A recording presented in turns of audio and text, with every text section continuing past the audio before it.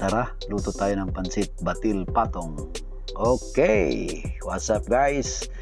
Eto na naman, magluluto na naman tayo ng special na ulam ngayong gabi. Ito ay ang kinopya ko kay Chef Tatong ng Simple. Makikita mo yan sa YouTube channel niya. Okay, magigisa tayo ng bawang, konting bawang, tapos syempre itong sibuyas. Alright, okay, ito gigisa-gisa lang, hindi natin masyadong tinutusta yung bawang kasi papait yan. Oo. Tapos lalagyan natin ng mga sahog yan para magiging special. Ayan, lalagyan natin ng giniling na baboy or natawag natin na ground pork. Okay, yun, kunting gisa-gisa. Ayun, okay. Ang panganong Tagalog man ko, uy, murag lahi ra gyud ning Tagalog yun, Bisaya ta. Okay, butangan na po nato siya og chorizo de Bilbao, kay humot manggugay ni siyang chorizo de Bilbao. Murag mo ka add ni siya sa ato ang kalami sa atong sudan. Okay, nana hantod nga o brownish na gari na siya. That means to say nga murag hapit na siya maluto. Okay, sige, continue lang nato ng gisa para sa maluto na gid ang tanan. Okay, at this time butangan na po nato siya og gamay nga liver, pork liver. Okay, sige, okay kana. Okay, dili kani siya ni mo lutuon ng pork liver kay bugahe mo na siya, maron na siya chewing gum dayon ni kuman. Okay, sige.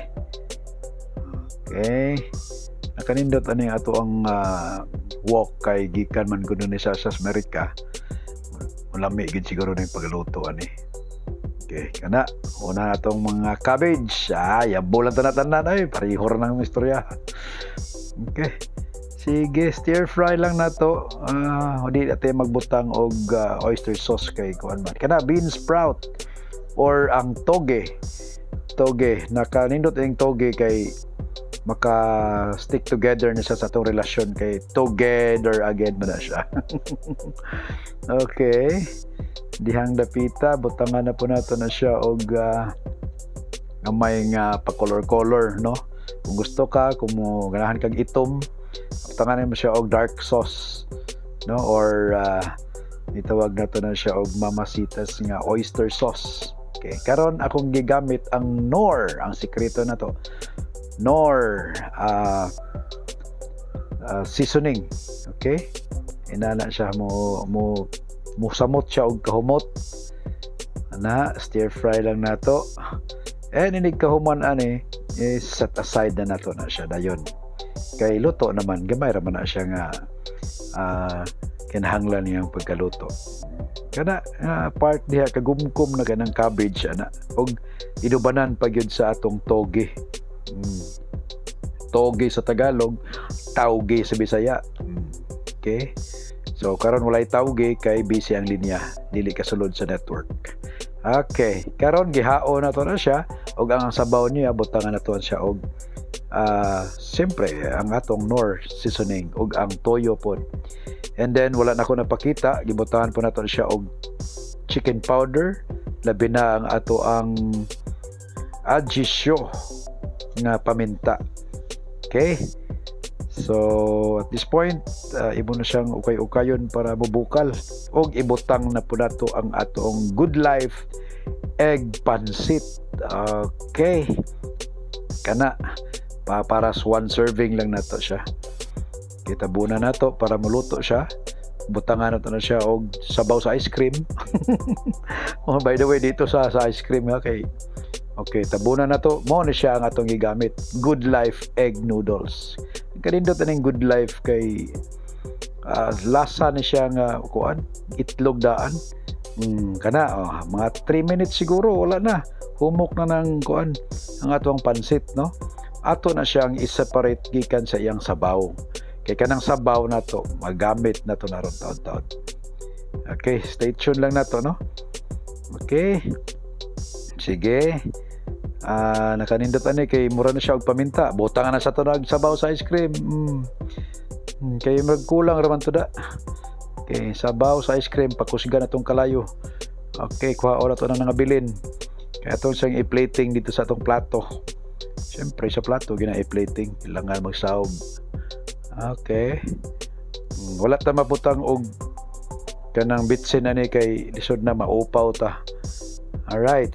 Okay, diha na to ibutang ang ato ang itlog nga gibatil. Mao na siya ang gibatil. Okay, mo nang ang patong ani unya na. Pansit batil patong. Okay? Nya lasaw-lasaw ra siya gamay, butan na po nato siya og cornstarch nga para mo lapot ang iyang consistency. Okay? Alright. Okay, ito siyang i-mix og tarong punan pa ginato para makuha na to ang nindot nga consistency gani. Kana okay na siya. Alright, lami na. Okay. Murag dili kay ni siya familia, di po na siya sikat nga pagkaluto. Ako na lagi din kinopya lagi sa YouTube ni Chef Tatong. Okay, karon ato nang ibutang ang atong gipang stir fry nga vegetables and also our mga meat na to ug ang atong bean sprout ug ang cabbage. Alright. Okay, arrange na tog tarong kay para sa ato ang picture niya Instagram. Kay butangan na po nato na siya og patong nga itlog og ang atong gibatil ganina nga itlog pod o kana garnish na to siya og scallions or spring onions. Okay, butangan na po nato siya og dried nga sabaw din dried nga kining garlic, no? Kato isabaw na to siya kana isabaw na to na siya sa pansit nga naa na siya gibatil nga itlog. Okay, ang ato ang kana. Okay, ang atong garlic. Okay na kayo. Tara, mao na ni kaon na ta mga friends. Alright. Okay, lami kayo. Sige. Bogsay dayon. Kana daghanom na to kay para umbusog dayon. Thank you for watching, guys.